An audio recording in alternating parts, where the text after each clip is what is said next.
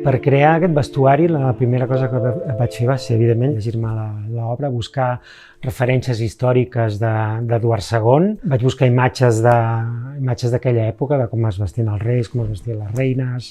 I a partir d'aquí, amb tota aquesta documentació, vaig començar a buscar siluetes que m'agradessin. El repte era fer un tipus de vestuari que fos com que pogués ser una passarel·la o que pogués ser una cosa actual, no?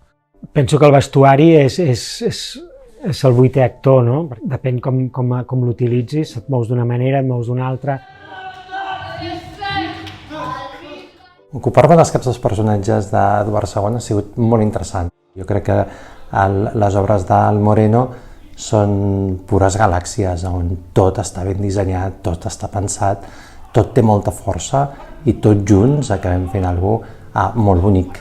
Es va plantejar des d'un principi amb el Moreno de com podíem fer que els propis personatges quedessin com emmarcats a través d'un casquet, d'una forma com molt estàtica, que envoltés el cap i la cara del personatge, que cada un d'ells fos diferent, que es fessin amb cabell natural, però que l'aplicació del cabell fos molt més estàtica, com molt més comprimida, i que havia de ser un element que al final ajudés els actors a poder jugar amb el seu personatge.